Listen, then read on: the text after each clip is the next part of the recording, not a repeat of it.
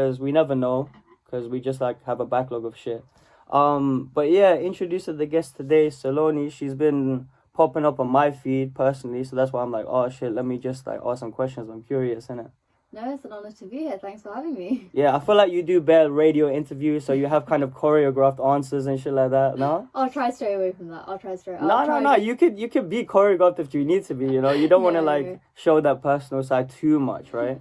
No, it's not like that. No, personal side is good for people to see, and the it's never choreographed. I think it's because I've done so many. It's like it's a natural because it's the same kind of questions, right? Yeah, it's the same kind of question. So from what you said, this is going to be a bit different. So I don't know. But like the first question is basically like, what do you wish someone would have asked in these kind of interviews? Wish someone would have asked. So let's talk about this language thing, innit? Okay. To start off with, and then maybe we'll circle back to it at the end, you know, after you've like thought about like all of these random questions and shit, right? But yeah, people probably think that you do speak 10 languages. That's the misconception. And like, why do you think that is, first of all? I think because when someone says they sing in a language, they assume that you know the language. Yeah. But that's not really the case, because I feel like music has no boundaries. Yeah. Which you might say is choreographed, but it's actually true. Like, music definitely has no boundaries. See, now you're going to be conscious of that whole choreograph thing the I'm whole trying way not to through. be, I promise. No, it's cool, yeah.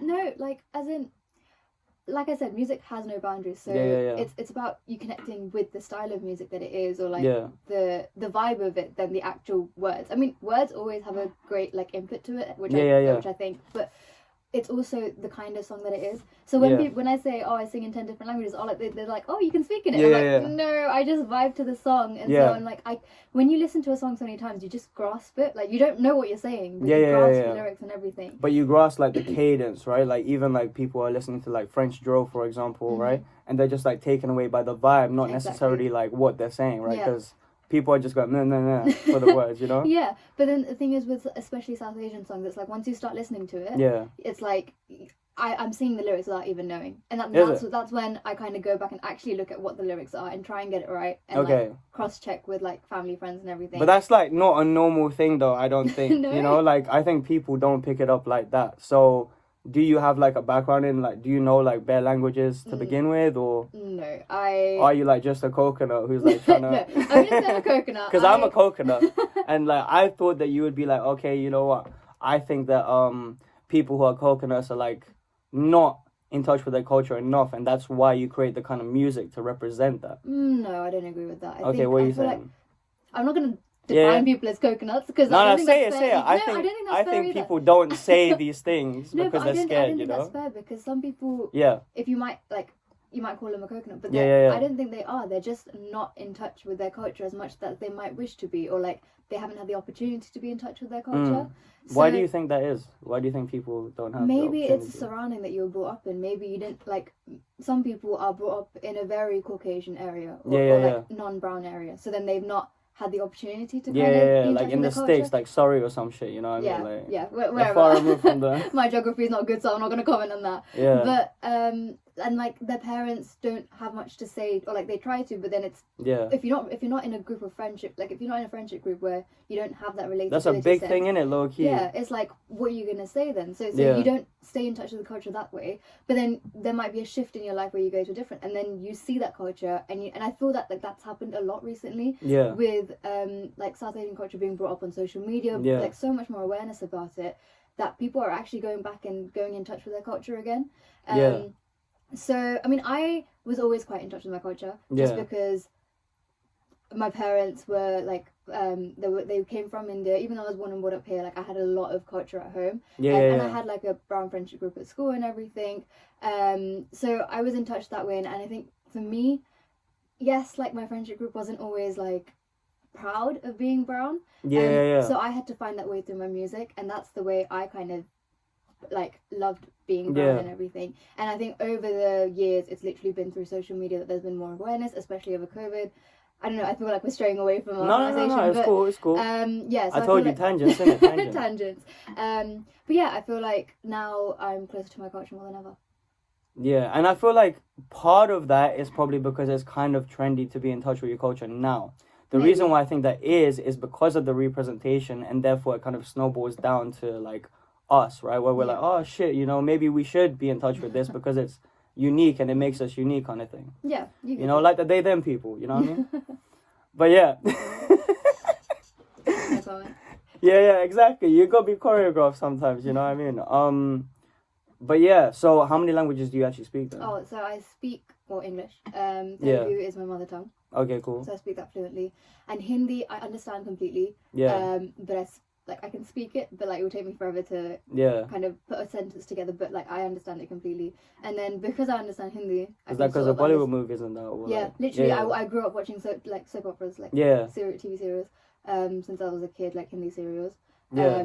And I think that's enough, low key, to like not be a coconut. Like that's all you need. You need that little push. Because my parents used to watch it, so it was always running it was running on TV, and then like I kind of got addicted to them too. So then there we go. So okay, so you said you had like kind of coconut-y people in your friendship groups, right?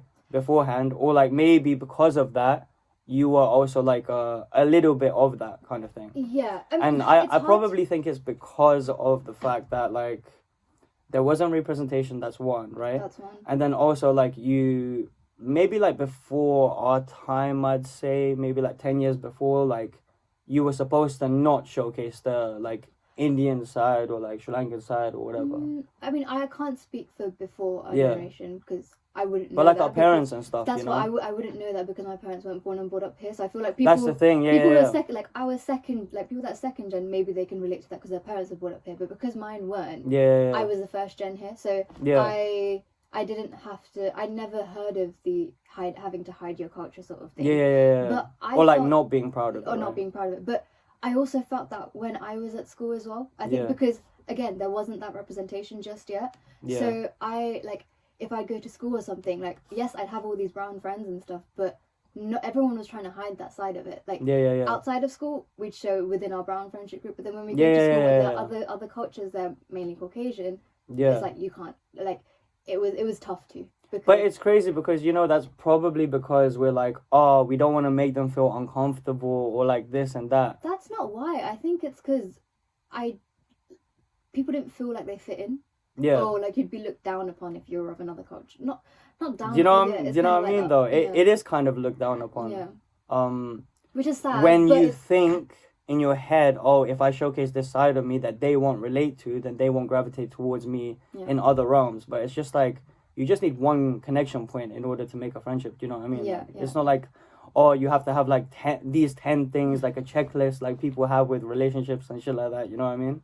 Yeah. Well, we won't talk about relationships, you know what I'm saying?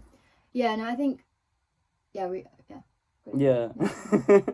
Okay, so like Asian representation, why do you think it's like, or like what kind of channels would you say for artists like you, people should try and get on to showcase that culture? Because I've had a lot of like Asian like rappers and singers on now.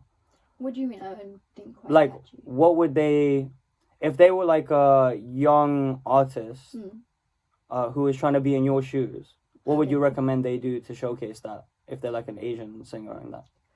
I think it really depends on the artist, right? Because like it depends on the kind of music that you're creating. Because if you're making just mainstream pop sort of music, obviously it's up to you whether you want to showcase your culture within that. But let's say they did want to be like following your footsteps kind of thing. They watch it for you at the end of the day, you know. They don't watch it for me. Come on, like. As in.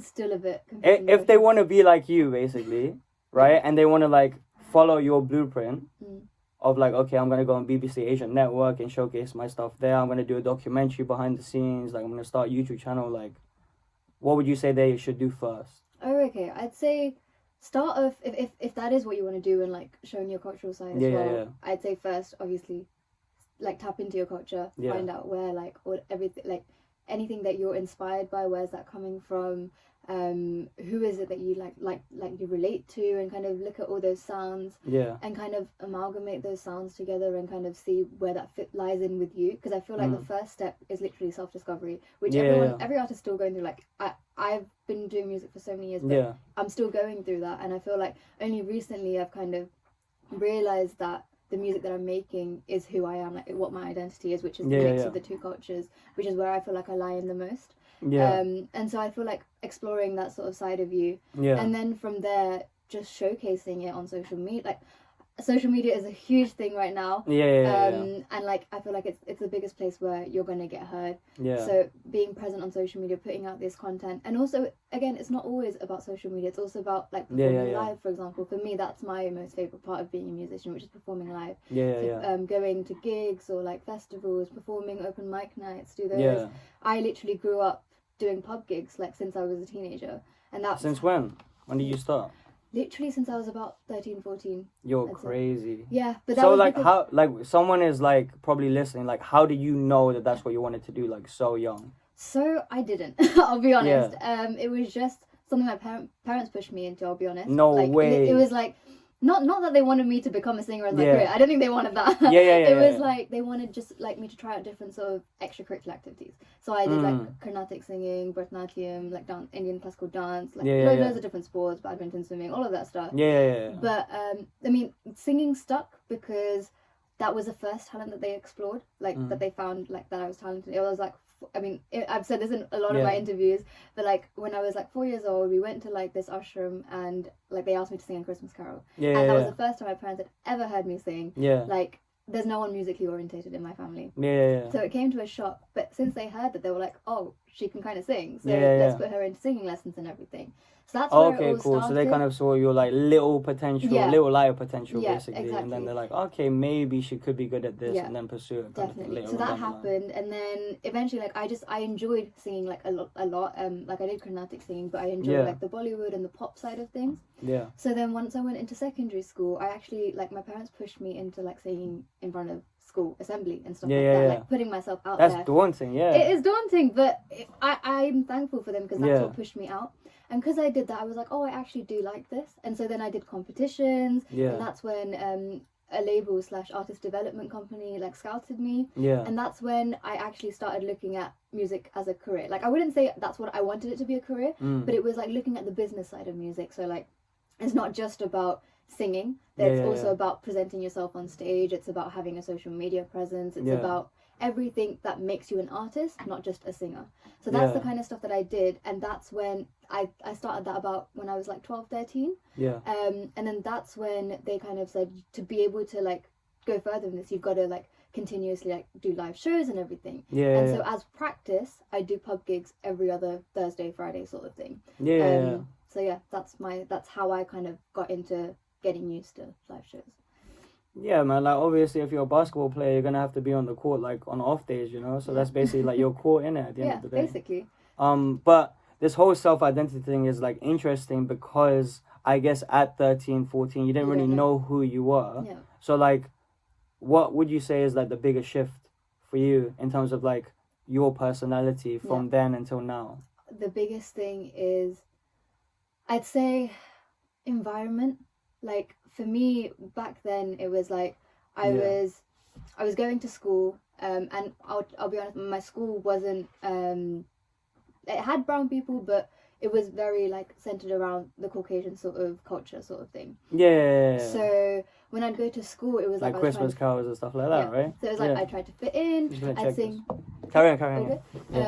It was like I tried to find like pop songs to sing, country songs, which I absolutely loved. Like I love singing that stuff, but I wouldn't ever showcase my brown side because like I had to be a certain way. Okay. And so that's where my original music, like if you see my earlier songs and everything, when I started releasing music, it was purely English. And like I did this one mashup, but it wasn't a true like identity sort of thing. So I do all these. But it was like dipping your toe in the water, right? That's the way to phrase it. So I do all this English stuff, and then I like left school, did my sixth form and everything, got my A levels, and I actually took a gap year. One of the first in my community to actually do that, which was like we should take a gap year. But and it was the best year I'd ever done, and that even though it was COVID, but that was the time that I actually started to explore myself, because that was when I would do my mashups. I would explore into like my cultural side a lot more. And that's when I was like, okay, I don't want to just be releasing English music. I want to bring my love for my South Asian heritage, but also I was brought up in England, so obviously I'm going to be singing in English. Yeah, exactly. So it was like bringing those two together, and it was it was in that. I literally heard you say this on like a real like recently. I don't know, but maybe That it's like the westernized and easternized side like combined. Mixing basically. the two. So it was literally in that gap year that I found myself, and I was like, okay, the original music I want to be putting out is a mix of my English side and my cultural side. You know what? Because you were just way too excited about this gap year, tell me more about it. Sure. What did you do? So I had big plans for my gap years because I was like, I'm gonna like do loads of shows and everything, and like live my pop star life. Yeah, exactly. But COVID hit and that all went down the drain. Yeah, it all went down the shit, huh? You know. But I still made the most of it because that was when I kind of built up my social media presence and everything. I was like releasing covers every 2 weeks and stuff on YouTube, and like people were like constantly listening to me, and that's when I grew my social media presence. But I'll tell you how it started. So I did my gap year and everything, and at this point COVID wasn't a thing. All good. But that was when I was working towards releasing my second EP, which were 4 original songs.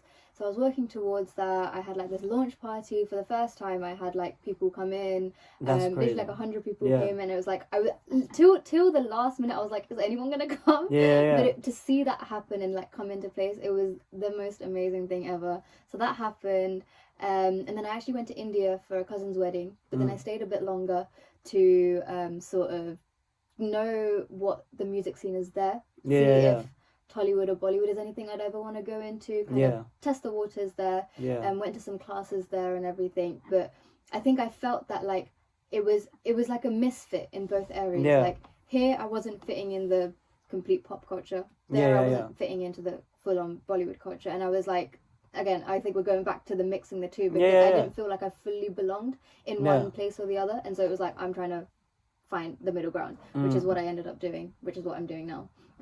So that's what happened in my gap year, and then I came back, COVID struck, and I was releasing covers, and that's when I actually released my 10 language mashup. It was literally a month's project. I over like the first couple of weeks I figured out the songs and everything, and then obviously my parents were still working, so I couldn't like bother them during the weeks. When the weekend would hit, we'd be like, okay, video shoot time, and like my mom would get me right and up and ready in like all the different cultures, like attires, and then I'd like do a dance and then sing. That's and mad. then record the so video. They're like your proper supporters.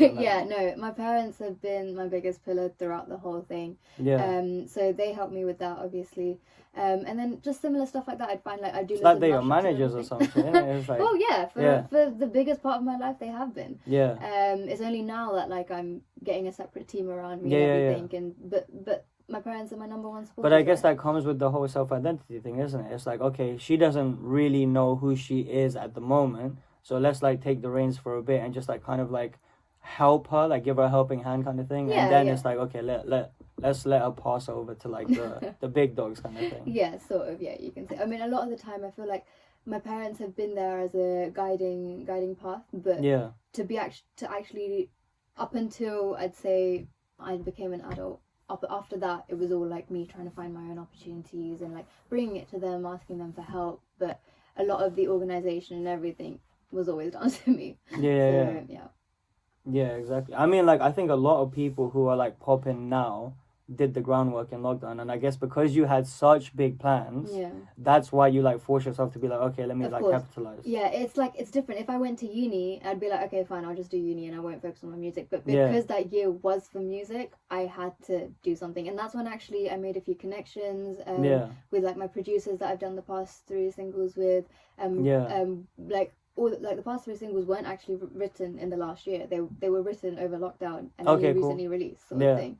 So I really used that year to kind of get my head in around the music and everything. But that was only the beginning, and I'm still literally still at the beginning. Of course. I mean, you have to say that, right? Because like you think that you should have like a lot of opportunities ahead of you. You know what I mean? Like, 100. But yeah, you're not at the beginning. You can't say that either, you know? Like, you've still had, like, pretty long journey compared to a lot of people out there. Yeah, I wouldn't say beginning, but it's... You know what it is? Like, because you started when you were 13, and people are only finding out about you now. Like, even me, like, I'm the naive bitch, who, like, found out about you just now. Yeah. Right? So I guess you kind of have to, like, cater for that whilst catering for the audience who's been with you. There. So how do you do that? I think that's just by... firstly thanking everyone that's been there for me since the very beginning. That's like, you're my number one fan there. Like, I can't thank you guys enough. But it's also kind of with the new people that are coming in, presenting my new stuff, and also being like, hey, I've not been here just now, like there's some stuff from before. And so it's like doing the throwback stuff, right? And putting it into your content calendar, whatever that is. So I literally post stuff from like years ago, or like I post something and then I tag my song from my first ever EP, so people still can explore like my past stuff. So that's how I try and and that's the business side that you're talking about.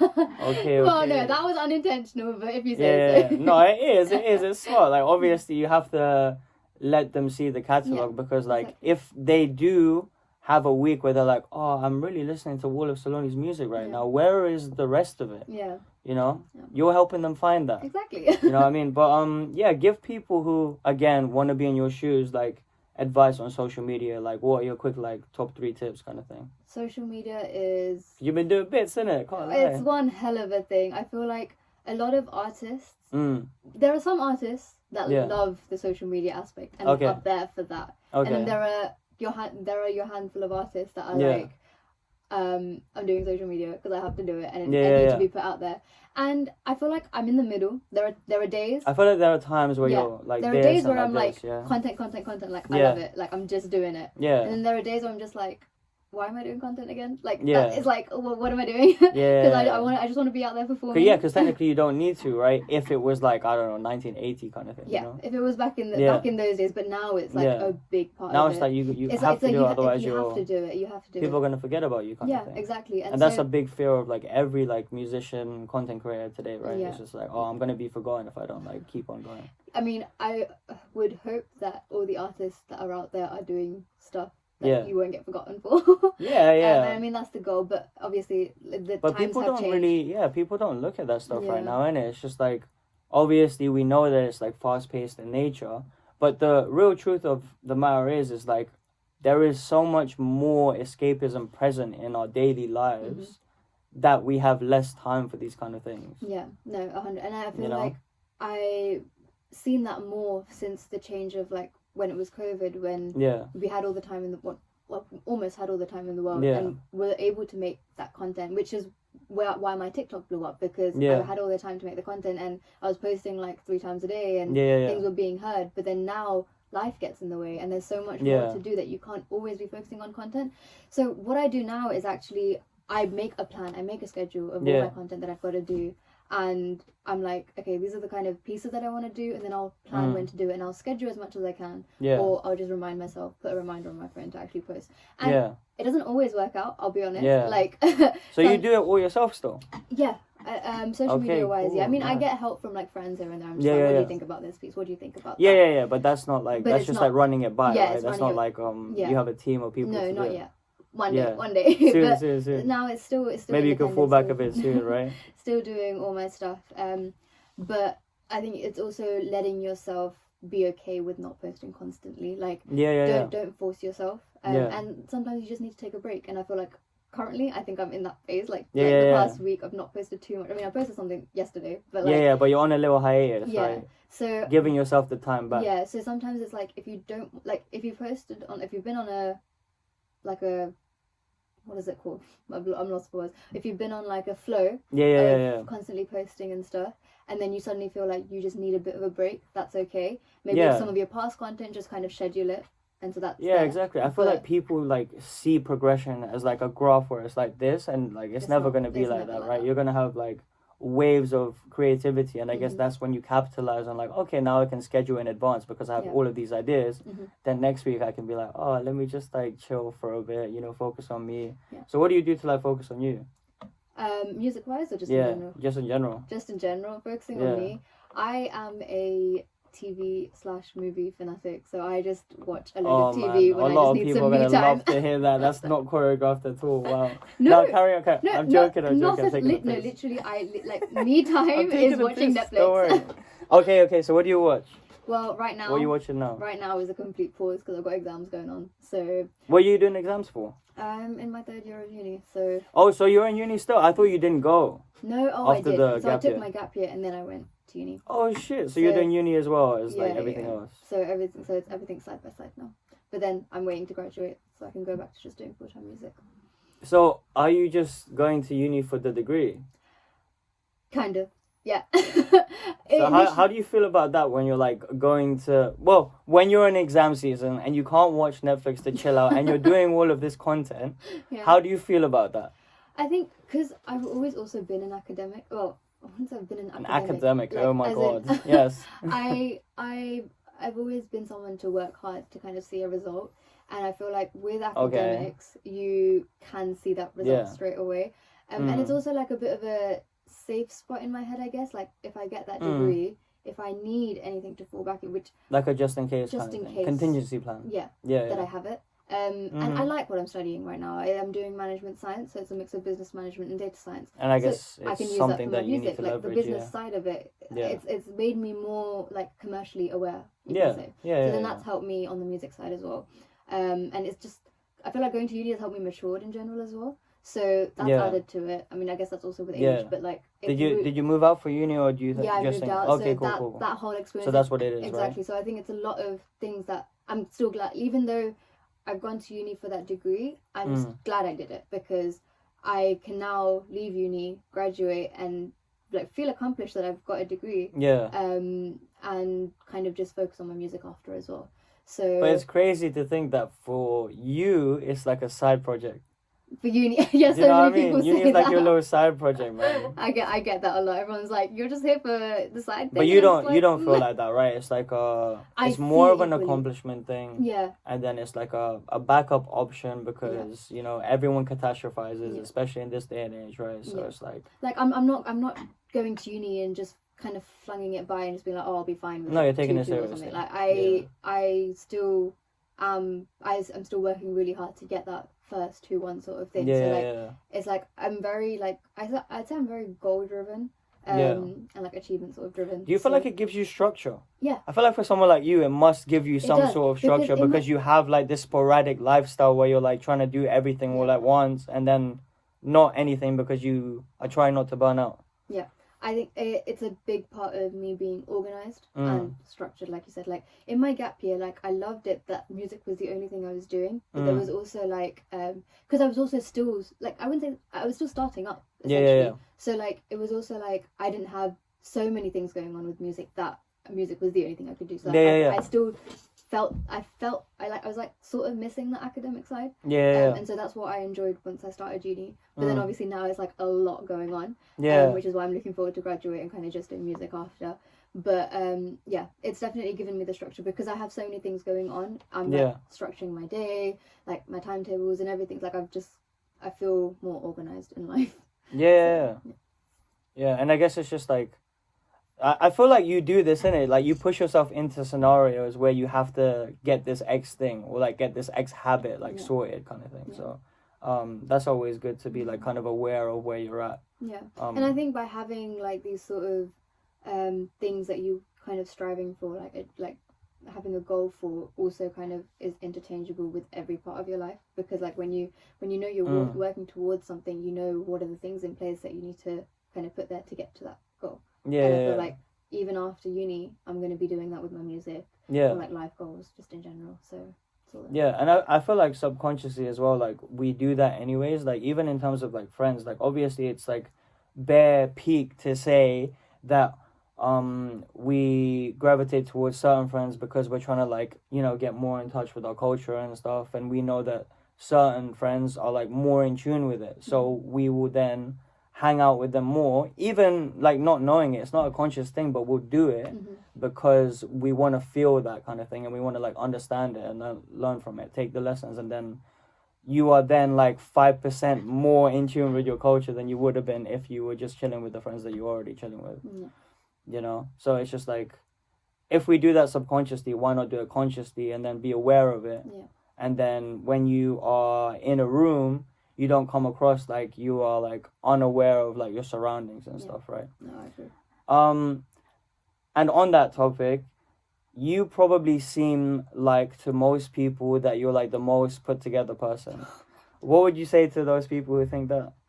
And give some examples of like how you're not. No, it's not as it seems at all. Like sometimes I I put stuff on my story like my day in the lives and stuff. Yeah, and those are usually the good days. Yeah, I'll be yeah, honest, yeah. like that. Those are the good days because Yeah, not you don't want to put those bad days out, and it takes some. There are some people, influencers out there that are putting the bad days out, and I literally applaud them because that takes balls, it takes man. balls. It takes balls, and I haven't got to that stage yet. I would like to at some Yeah. point because I don't want people to think that I'm a put together person because I'm not. Like everyone has their down days. Like literally before coming here today, I had quite a down day. Like I wasn't feeling myself, and I was What like, happened, man? Tell no, me. it's just like general insecurities, right? Okay. So it was like I was trying to get something done today, and it didn't happen.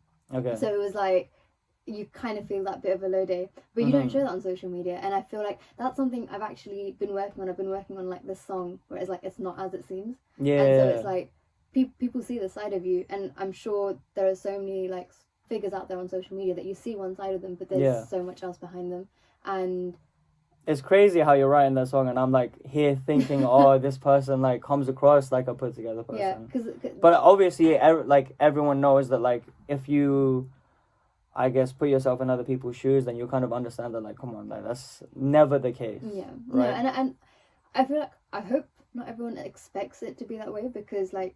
That's just you're living. But if that's what they see and they only see these snippets where they have like 5 minutes where they're scrolling on Instagram, like tapping the stories like this, you know.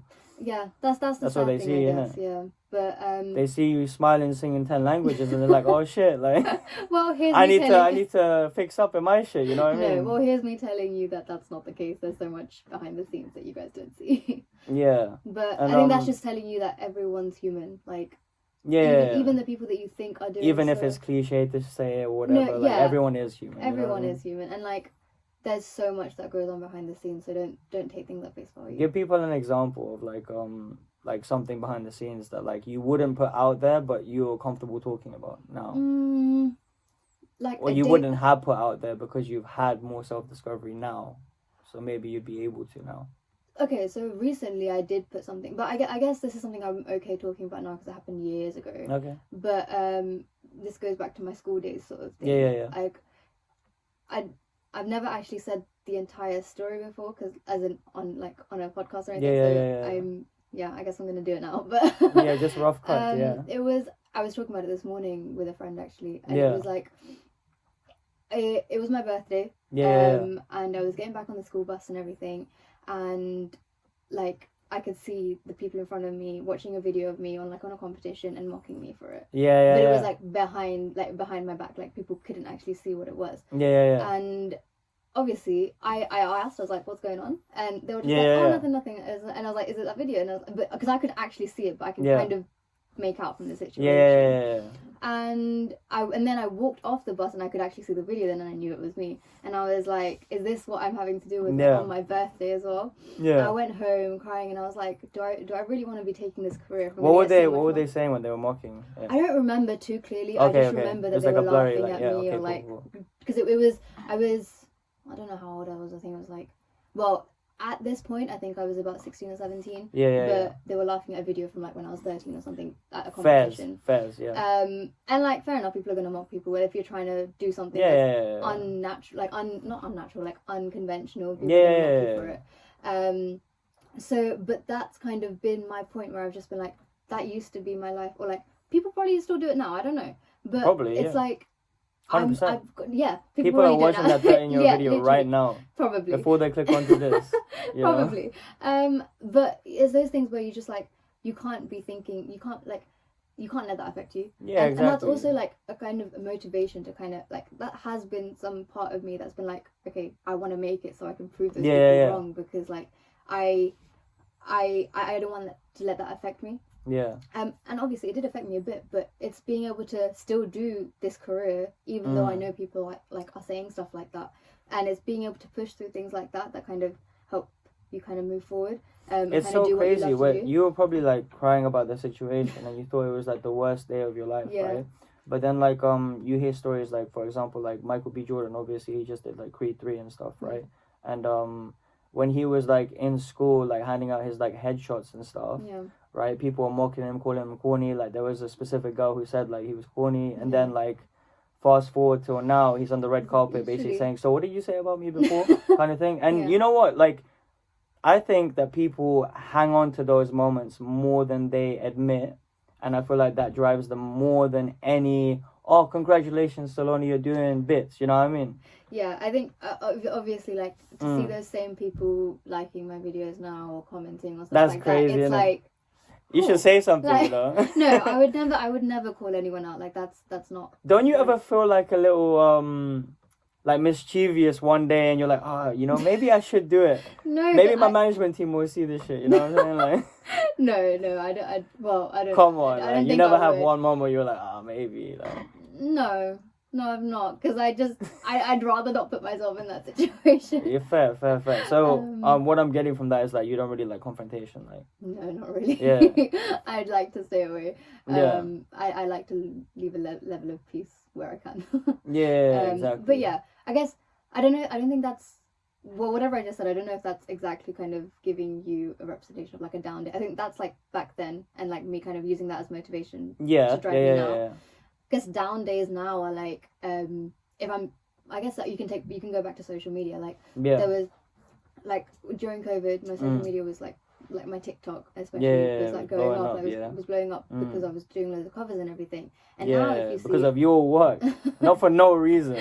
Yeah, you were in the trenches for years. People don't understand. So that was there, but then now but that was because I was doing lots of covers and everything. Now I'm going back to like trying to use the same techniques but for my original music. And I think a lot of artists are facing this as well. Like I think after COVID, like numbers on TikTok haven't been as good. So like if I think to myself, I'm putting so much effort into my content and everything, and it's not doing what I want it to do. Yeah, and you're probably putting more effort than the ones you didn't. Yeah, because of that, right? Exactly. And so those are some down days that I kind of deal with. I'm just like, why am I doing this? Like, is there, like, what am I doing the content for if it's not actually doing well? But I think it's also like, if you don't do it, you don't know what it's going to do. Like, if you're not going to put it out there, how are you going to know if it's going to do well or not? Like, so it's just like that kind of perseverance to keep putting it out there, and one day it might do well. Sort of like. So yeah, because like some videos like pop off like 2 weeks afterwards, right? Exactly, which is weird. Anyways, weird, you know? But it happens. But I think that's the whole thing, because like, if you're never going to do it, then obviously you're never going to see anything. But if you do it, you might see something. So it's like looking at it in that way. But yeah, so some of my down days are like that, and it will be a whole day where I'm just like, why am I doing this content? And that's like purely number driven. It's like, okay, like I was getting all of these impressions, and then I'm having like this like, I guess that graph, right, thing, where you're like thinking, okay, like it should be just going there, it's but never like just up. It's always exactly. But like you just want to make sure that the steep inclines that you get outweigh the little lows that you have. You know what I mean? 100. And I see that a lot when I'm having a good session. A good session in the studio. Or a good show. Those are my highest points when I have a good show. And like literally the other day, like I said earlier in this session, my strongest point and the thing that I do music for is my live shows. And songwriting I love to do because it gets an emotion out, but it's not my strongest point, and it's not something I always look forward to because I don't know how it's going to go. But it's the moments where like I'm pushing myself to do it. With like recently I did I went into studio with like a new producer, and I was like, how is it going to be? Like, I've not worked with this guy before. I don't know if I'm going to like actually put out like my best self and stuff.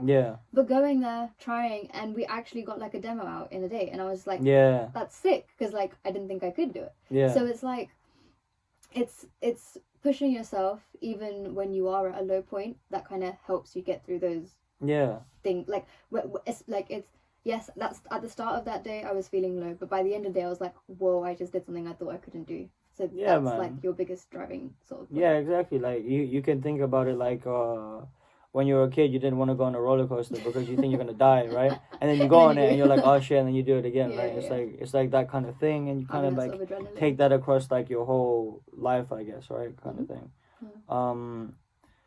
But yeah, I guess I know you love music, and I know you've suffered a lot of down days in the midst of like going for this, I guess, accolade. What's the accolade that you're going for? In the sense? In music. Like what is like, do you have like a end goal or like a shooting star for it? Yeah. And what is that? this is gonna sound cringe because I released a song called Legacy. But Okay. it's literally, I want to leave a legacy behind. That's what Yeah. I want to aim for. I have not seen a Telugu artist in the UK of like Telugu background Yeah. making it, or even showcasing like the beauty of South Asian culture, Yeah. and more specifically Telugu. And I feel like I'm the first in the UK to Yeah. be doing that, or like getting there. And I want to be that inspiration for. You love going young- against the grain, innit? You know how many times in like different ways you said going against the grain, and it's sick. It's honestly sick. Yeah, I mean that. It's Yeah, not a bad thing. no, that's true. No, I agree. Yeah. And I wanna, like, I, as a young kid, I didn't have that person to look up to. Like, I was. So now you've become that person. No, not like that. But as in, I want to be that person. Yeah, I'm not saying I've become it. I want to be that person. Yeah. For the kids, like You will be that person. Sorry. You will be that person. I will be that person. Yeah, exactly. But what am I trying? Like, I guess it's kind of going against the grain, sort of. Okay. When I took my gap year, for example, there was no one to look up to that, like, or in my community at least. Yeah, to, that there was like a blueprint that you could follow. Yeah, right? there was nothing like that. But I want it to eventually be that there is like that. Being an artist is like a stable career that people can go into. Like it's still not, and like definitely. And I don't know if it will be 10 years and down the line. You never know, but someone's got to try, and like there's got to be, and there's a group of us now. Like there's lots of people that are doing it, and I just feel like we just need to keep going, and there will be that kind of thing that people can look up to. You gotta keep going. You gotta collaborate. What would you say is the best collaboration that you've had? Or like, why would you say it's important to do collaborations in the first place? Like, you could just be doing singles yourself. Why would you say it's important? I mean, it's the same thing with anything. Like, on your own, there's only so much you can get. But teamwork, like that. This is so cringe. I was gonna say teamwork makes the dream work, but I'm not gonna. Say it. But that's, teamwork makes the dream.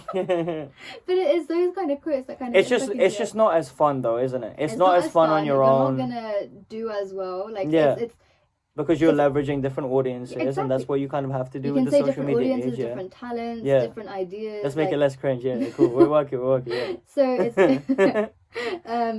when you collaborate, you're getting all these different ideas together, and you're seeing sides of music that you probably wouldn't have seen otherwise. Yeah, so, exactly.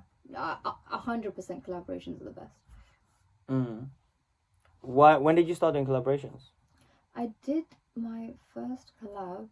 And how? Yeah, actually, this is a good question. How would you like qualify a collaboration? Because there's a lot of people who probably want to work with you. You know, there's bare producers out there. No, I might know some. You know. No, 100. I'd love to collaborate with people. I mean, I have been. I'm definitely wanting. But to what do credentials are you after? What credentials? Yeah. I mean, you've got to be a good musician. If you want to step to you, you got to be you got to have good music. That's the biggest part. Yeah. And if I vibe with it, I'm gonna collab with you. But yeah, like for me, I guess a collaboration is when there's like equal contribution to a track or like songwriting together. Yeah. Producers, like if I've worked with a producer, that's a collaboration, isn't it? Yeah. So yeah. Like collaborations don't really work like that though, innit? What do you mean? They're never really 50-50.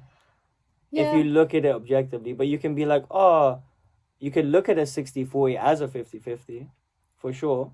I think that's something that needs to be sorted out at the start. Well, I don't is know. it? Yeah. I mean, I don't know how to get around. I mean, collaborations are tough when it comes to the splits. Like, because everyone has their own opinion. But if everyone is looking for equal exposure, are happy to go, like, it's really based on situation by situation. Because the thing is, for you, like, I could see why you would justify like the price tag. You know what I mean? But yeah, a lot of people who probably come to you probably don't have the accolades, and you're like, Do you mean who I'd like to collaborate in the long term? Or like like a dream collaboration. Collaboration. Kind of. Well, I said this in an interview once, and I'm gonna say it again. Yeah. Zach Knight, because he was the first mix artist that I ever seen. Like, and that was when I was like, that's the kind of music I want to make eventually one day. He was the first. Like, I know there are loads now. Like, there's Origin, there's Tasha, there's tons of people which I love their music. I love everyone's music.